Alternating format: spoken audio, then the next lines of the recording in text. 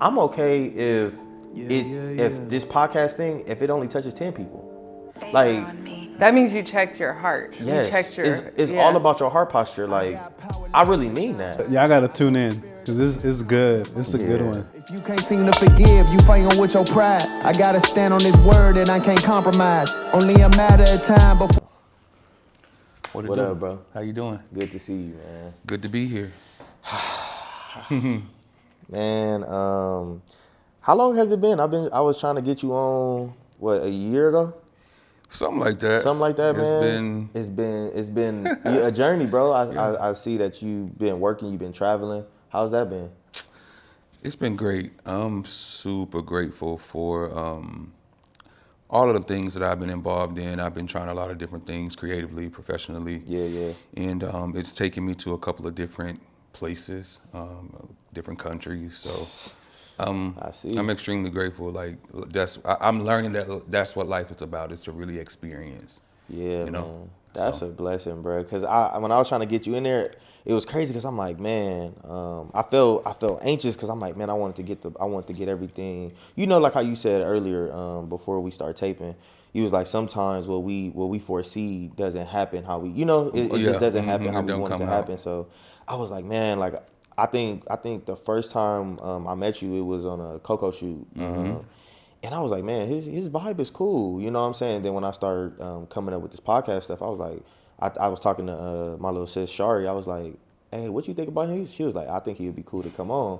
So I wanted you to come on so bad, but I was like, you know what? Maybe it didn't need to happen At that time. You know what I'm saying? And you know what's wild is that I didn't even know the premise. Like I even know the concept of what it was about, but I got the same vibe. So I was like, yeah, you know what I'm saying? Like when people want to talk, Yeah. I'm always usually down to talk, and especially if it's if the vibe is right. Right. So, but when I realized what the concept of the show was, what it was based off of, Yeah. I was like, oh yeah, let's really figure out how I can make time to do this, because I'm always super amped about spreading love and talk and inspiring. Yeah, just man. talking about that. And I'm glad everything happened the way it did, because I didn't even know I was gonna see you at the show.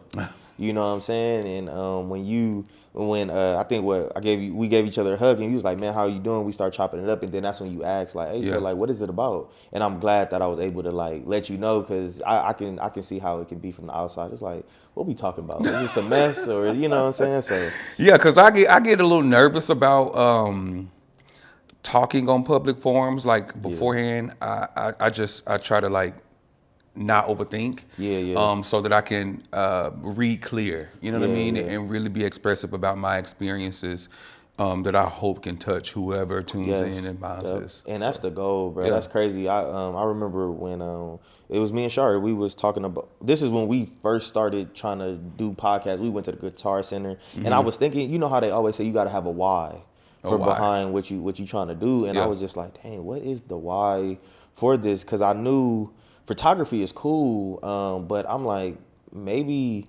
God was allowing me to get to like use the camera to get to something else. And when we start talking about podcasting, that's my mind just started going places, and I was just like, man. So my why, I was just like, you know what, like the highest thing is to inspire. You know what I'm saying? And it's like, I feel like, if I'm a willing vessel, an open vessel, I can be used, you know what I'm saying? And I didn't want this, I could have had it to just be my podcast and I'm talking into the camera, but I was like, nah, like people need to be heard, you know what I'm saying? It's a lot of experiences that people go through that people don't know. Like people will look at you and be like, oh yeah, he on the top of the mountain, he doing this, but a lot of people don't know what the struggles, how the struggle look like. You know Correct. Like I was at a day party literally around the corner from here a couple of days ago, and I ran into this girl. Which one? We was at one too on Sunday.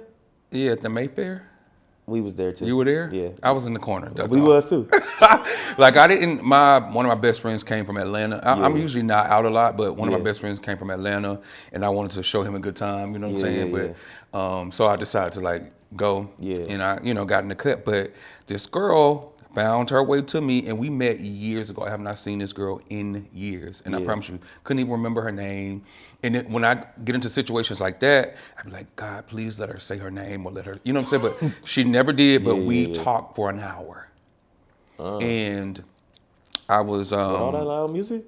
Yeah, I mean, we found a way to like hear each other. You know what I mean? But, and it was just super refreshing to have that. You know, going back to what you said about finding your why and this, that, and the third. Like we had that same conversation, and even though we hadn't spoken in years, talked in years, like connecting on that premise held us for an hour. You know what I mean? And it's so important for those interactions because, you know, I probably, you know, would have not saw her if I didn't go. And being reminded and having those moments when you know, I'm in this party and I'm like, why am I here? You know what I'm saying? Like, what? That's so crazy that you was feeling that way because when we got there, it was one of the homegirls' birthday and we was in a little section, but it was in the cut by the pool. Okay. And I'm standing there and Destiny was standing right next to me, but then I stood in front of her and I was looking around and I'm like, why am I here? Like, I'm like, it ain't no networking going on. It ain't nothing fruitful going. It's just like, I'm just here. We all standing around listening to the same music we hear every day, every week, and smelling like barbecue. You feel me?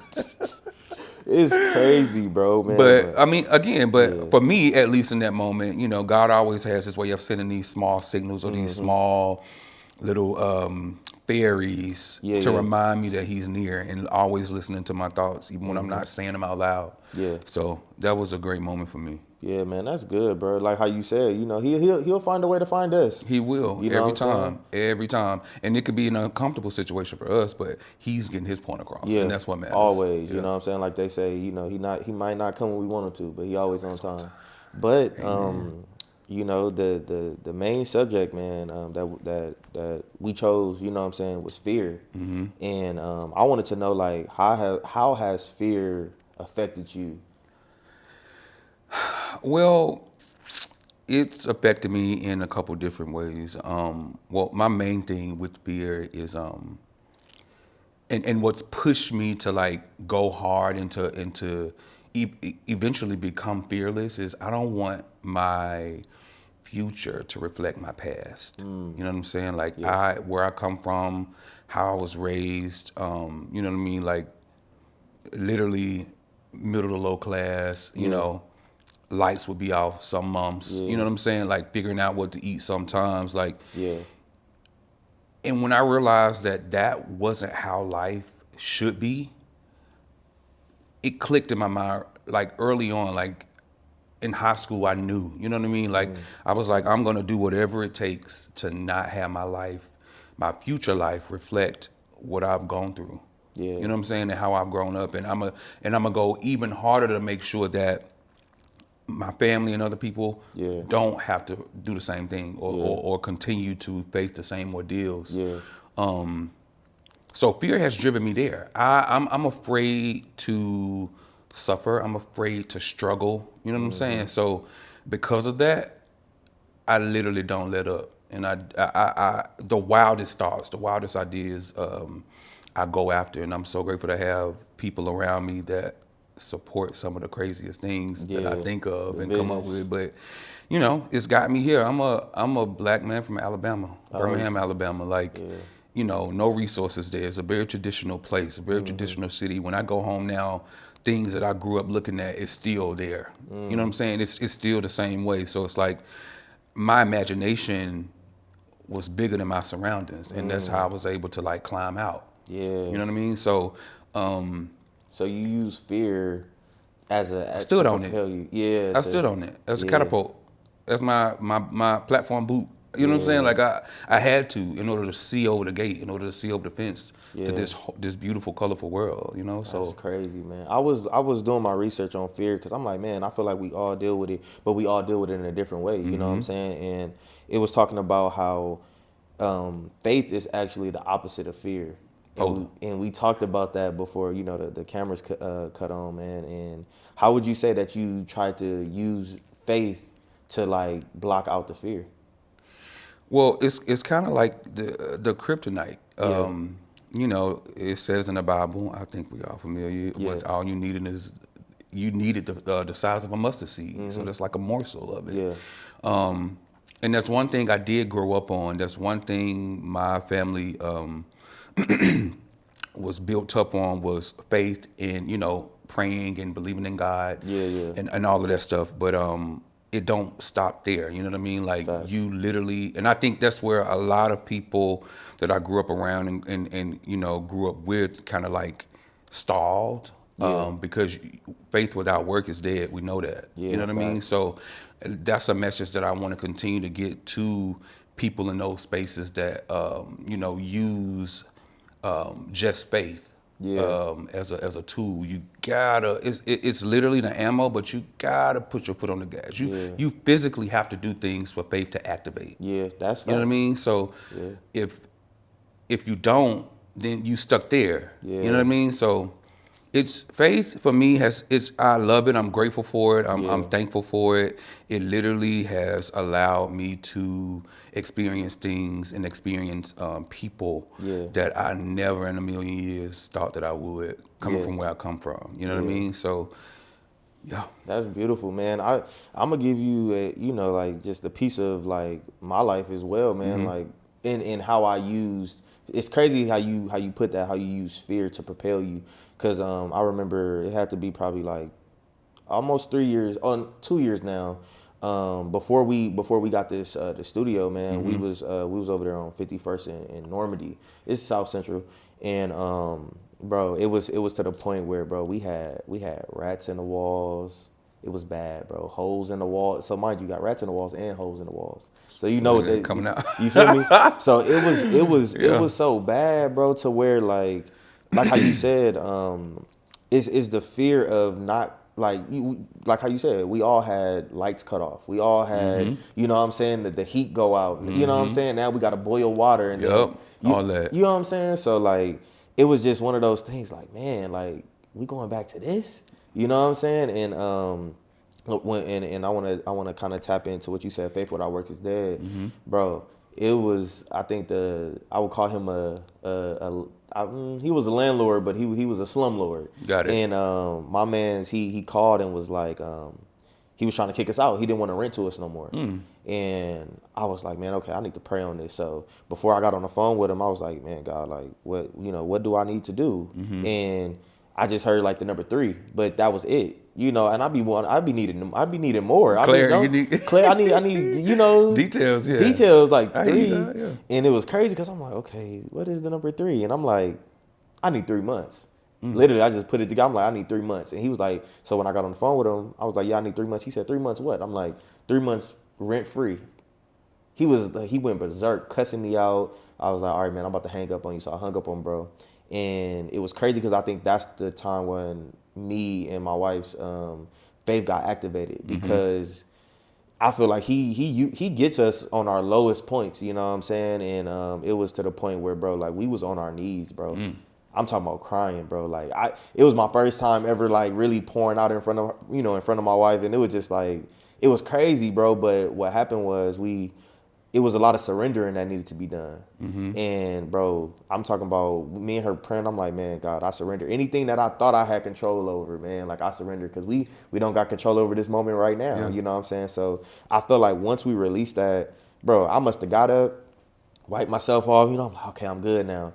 Destiny started getting on the computer. I didn't even know what she was doing. She got on the computer and she was like, hey, I got us I'm about, what is it? Basically a tour to this place. And I'm like, okay. I'm like, what we got to lose? And when you talk about faith without works is dead, if she wasn't moving her fingers to go be looking for something, you know what I'm saying, we would never have this space. But you know where it started at though? Where it started? When y'all got on y'all knees. Yeah. That's the physical part of it. Yep. Oh, I just got chills. Because a physical submittance or submittal to God is like ultimate. Yeah. You know what I mean? Like people literally bow to his feet. Yeah. You know what I mean? Kissed his feet. Yeah. That's a physical thing. So it really started there. You know what I mean? Like, that's a good point. When I was living in Atlanta and I was living with my best friends, you know what I mean? Like we all loved each other, but we all like enabled each other. Yeah. You know what I mean? So it wasn't a lot of growth. It was growth. We were creative. Yeah. But I knew there was more. You know what I mean? So just like you in that moment when I got frustrated and didn't know what to do, I went to my knees. You know what I mean? Like that's all I had. And I did it relentlessly for like 8 months straight.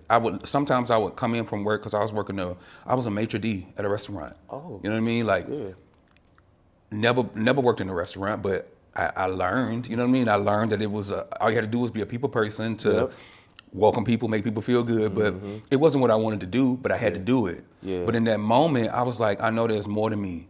And I would sometimes come home tired as you know what, and I would get into bed like, man, I ain't praying tonight.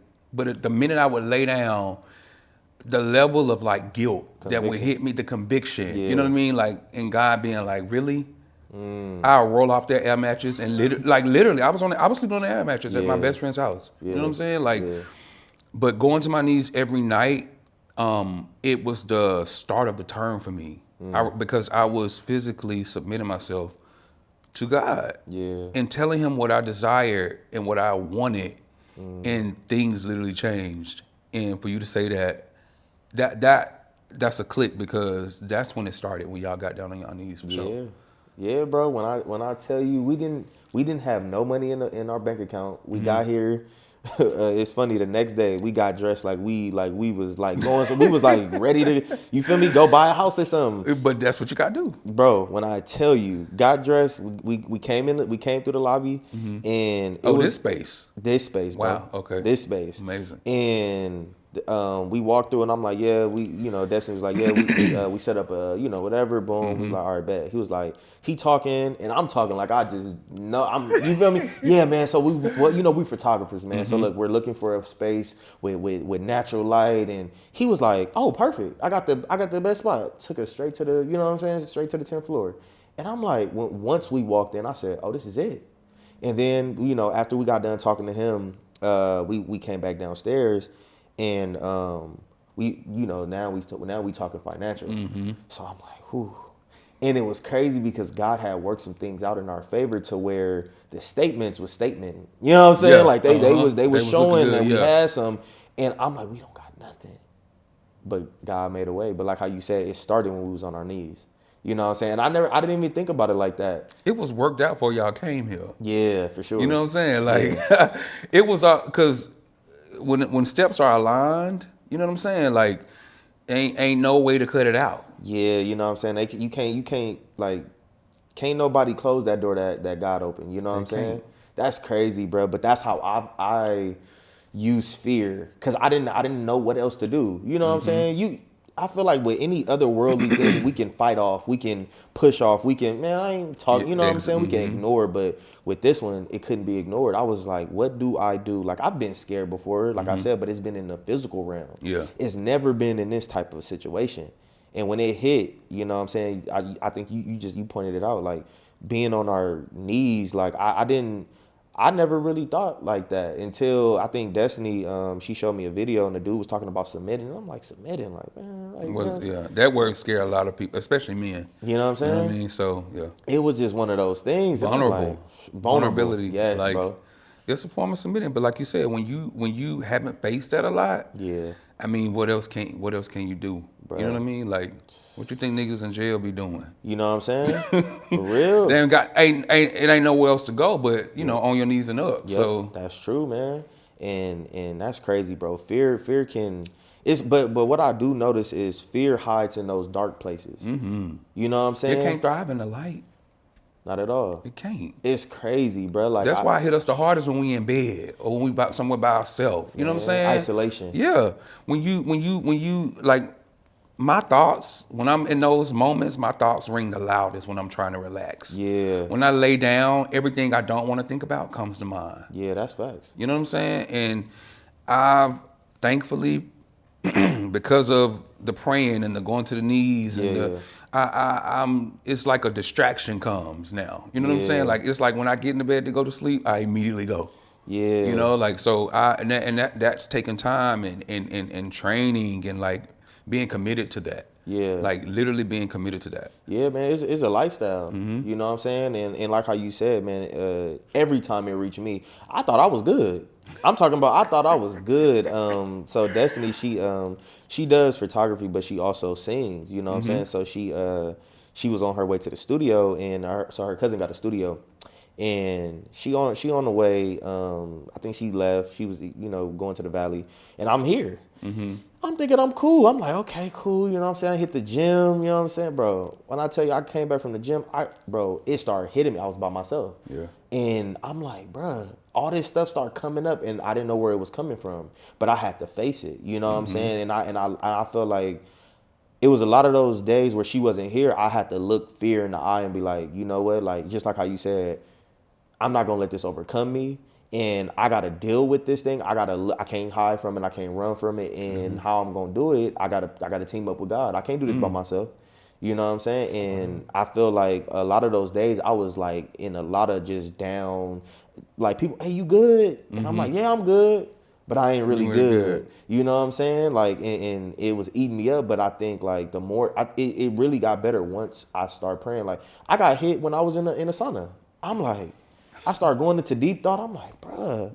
Then I started feeling depressed. I'm like, bro, I'm talking about everything. And then I just got on my knees right in that moment. You know what I'm saying? And everything after those days got better. Got better. It's like a shock valve. You got to literally meet it where it's at. Yeah, you do. You know what I mean? You literally have to meet it where it's at. And I've learned speaking out loud, just as loud as it's speaking to you. Yeah. Like voicing it out of your mouth. Like, no. Like I've been on planes and shit. I'm sorry. Can you cuss on this? Yeah, you good. And certain music or certain movies will spark a thought, and I'd be like, no.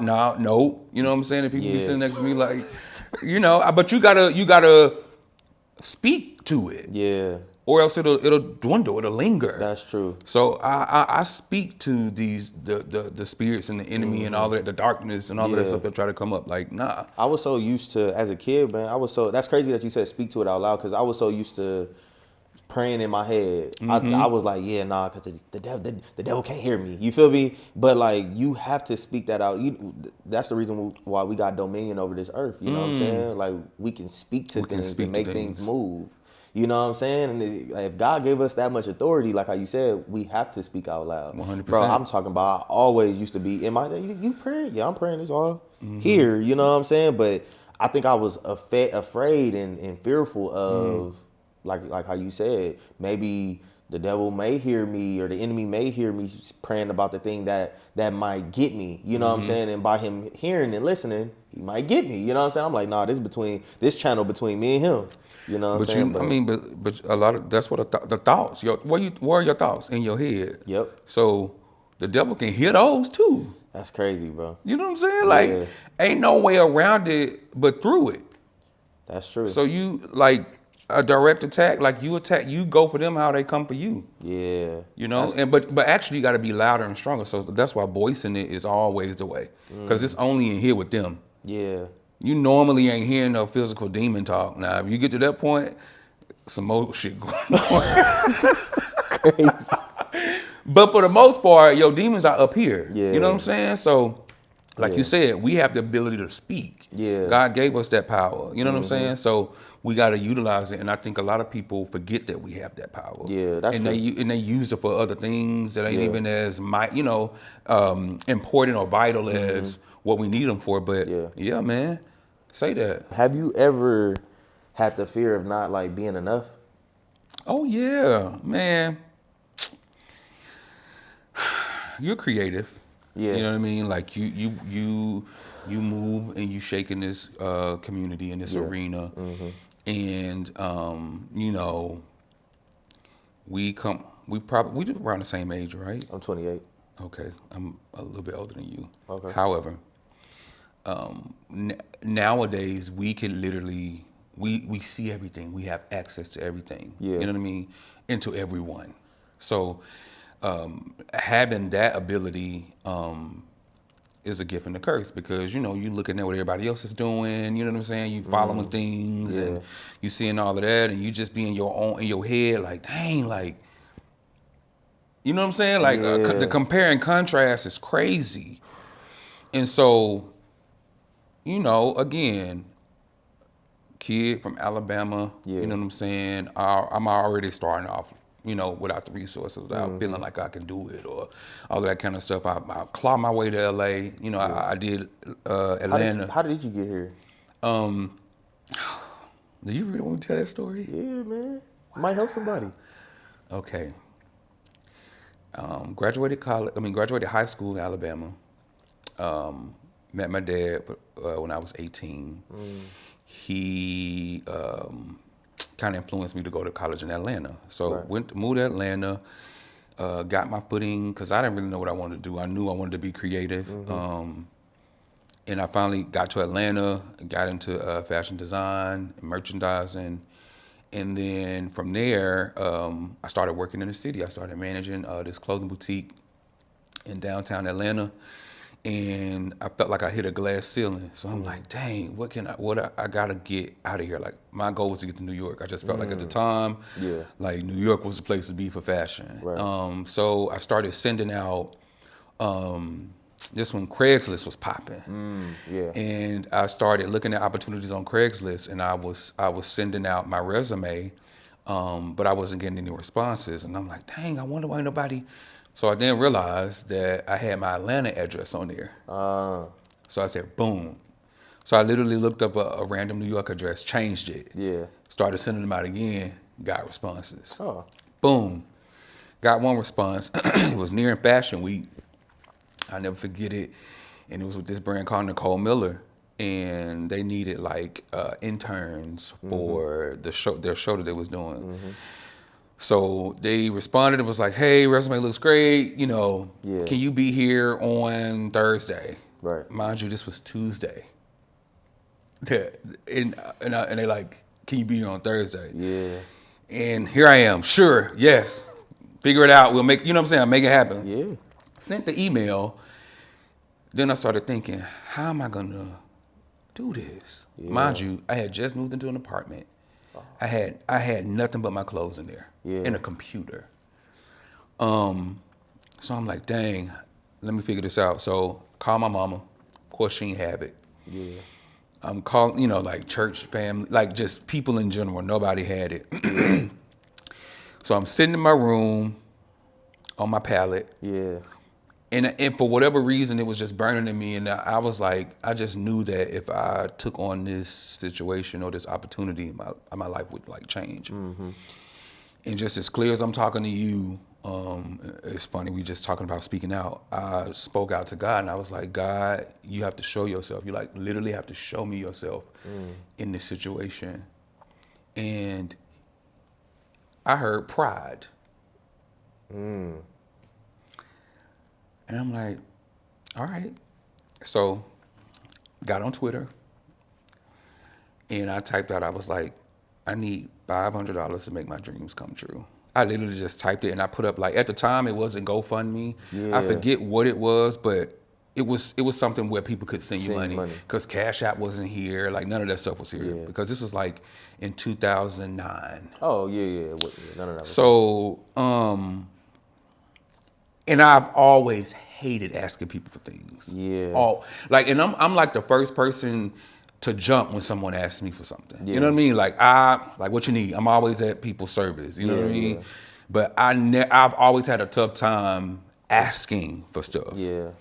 So posted that, and I was so ashamed that I just like walked away from my computer. Went, took a shower, came back, asked me what I had in my account.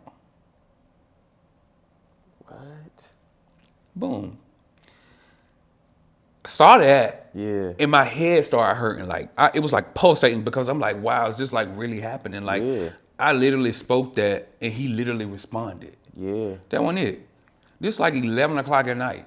My phone rings. And it was this, remember I told you I managed a boutique. This older lady used to come and just randomly shop with me sometimes. Sometimes she'll just come and sit in the store, not buy nothing, and we'll just be talking. She was like, hey, she was like, I just woke up and you were on my heart. Like, God told me to call you. Like, literally, God told me to call you. Like, you okay? I'm like, yeah, I'm fine. She was like, oh, I don't want you to lie to me now. Like, are you okay? And I'm like, yeah. boom, told her what was going on. She hung up and bought my plane ticket. So you had an extra $5? I had a plane ticket and an extra $500. Bro, I went to New York and never came back. I don't know what happened to that apartment. They never called me. They never said, like, are you moving out? Where's the rent? None of that. I to this day, I have not heard back from that apartment. I took all my clothes and I left. Never came back. That's crazy. So after that internship, after that that show, I ended up getting an internship and like flounced my way around New York until I was able to find a room to rent. Like like each step led to, if I didn't take one step, I wouldn't have literally got to the other. Like, and from that internship, I was making literally $15 a day. A day? A day. It was a whole thing, couch surfing, like a whole thing. And through that internship, I was able to land a job at Bergdorf Goodman, making $15 an hour. That's when I started renting a room, like that's how I started meeting clients, and ended up meeting one of my closest friends now, Ethiopia Haptemariam, who is, at the time, she was head of Universal Music Publishing Group, the Urban Division. Met her, and we became cool. That's how I got to LA. When she got a promotion as the head of Motown Records, she brought me on as creative director.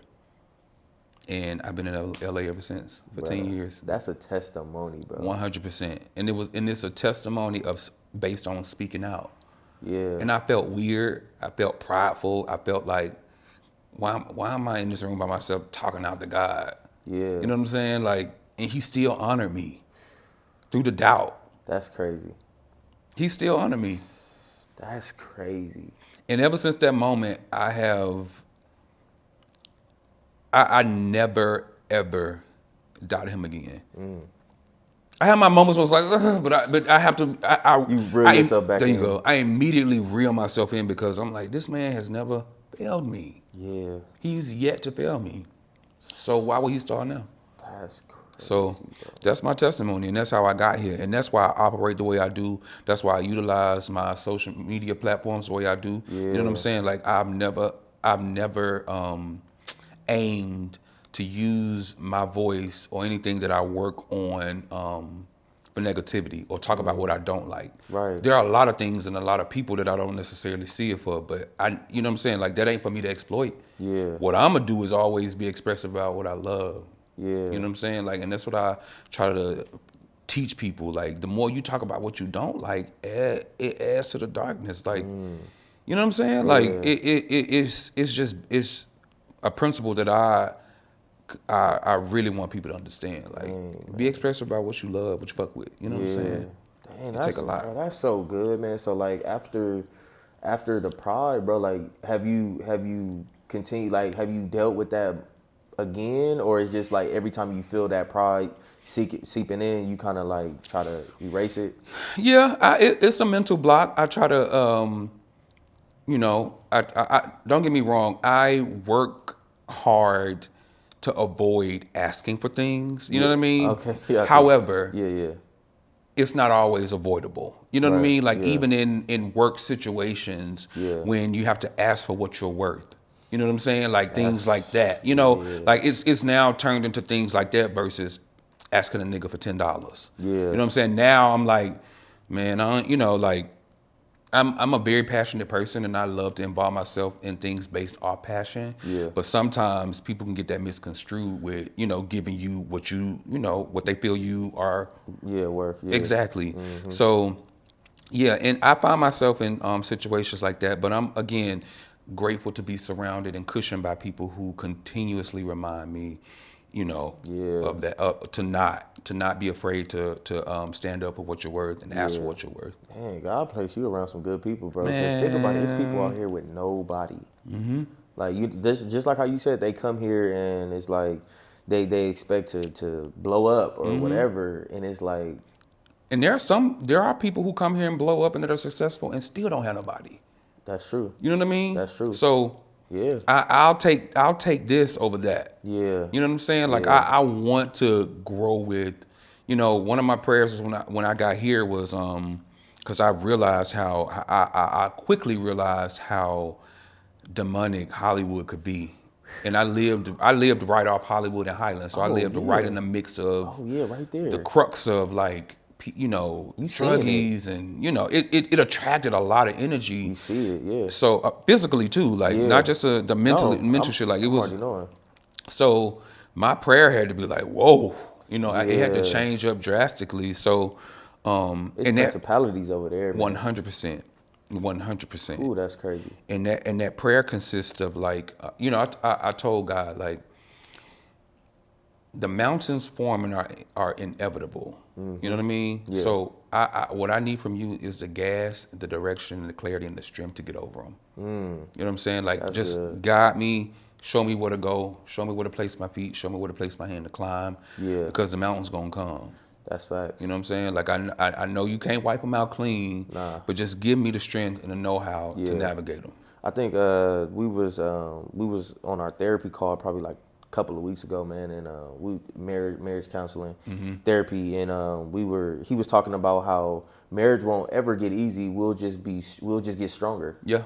And that's crazy, you know what I'm saying? Like how you said, I think I heard Steve Harvey say, he was just like, a lot of people, they complain about all this stuff that's on their plate, but they prayed to God that they wanted to eat. They wanted to eat. But now you complaining about what's all this stuff on your plate. So that's crazy, man. I thought that this conversation was going to be us talking about how fear has crippled us, but you hinted on it, but I like how you spun it to how it has fueled you and how it has propelled you in like ways that, because that's what's important. That's what's important. That's what people need to hear. Yeah. You know what I'm saying? I think we all understand what fear is, but I don't think a lot of people understand how to get over it or how to use it as a footstool. Yeah. You know what I'm saying? A lot of people get under it. Yeah. My goal is to ensure that people know how to utilize it as a catapult. You know what I mean? That's crazy. So, man. yeah, you're right. Things don't get easier. You just get stronger and You get better. and better with dealing with it. Yeah, that's facts, bro. 100%. So I got one question for you, man. Like, if it's one person outside of what you already said, if you can muster up anything, but if it's one thing that you can say to fear that can help somebody else, what would you say? One thing that I could say to fear. Yeah. One thing that I could say to fear.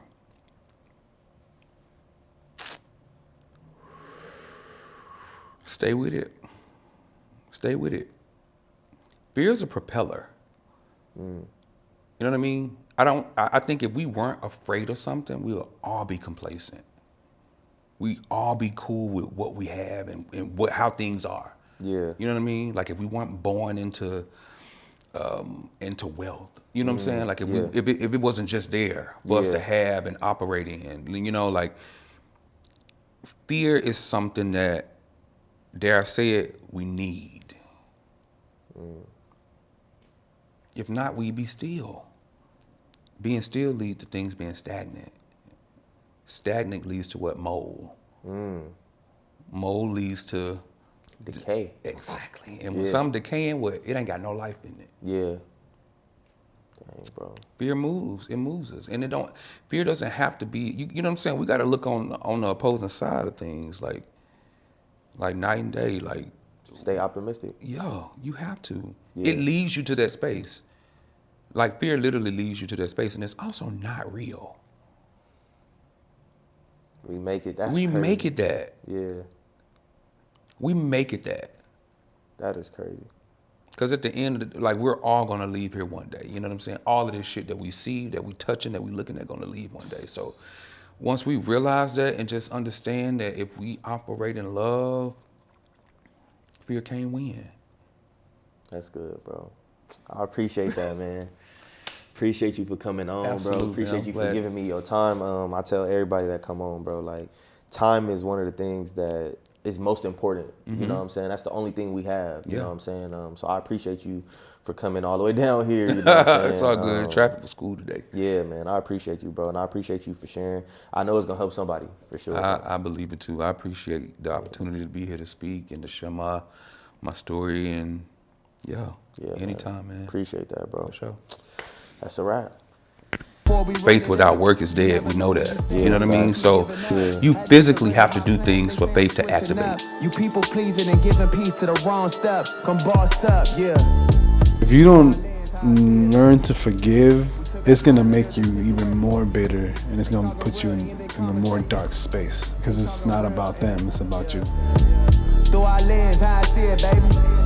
We took our time to build this situation. You need people to remind you, like sometimes when God has shown up, because fear will distort your way of thinking. All right, bro, so tell me, what is through our lens? Through our lens is past photography. It's past anything that has to do with a cameraman. It's actually how we live life, bro. How everybody has a perspective.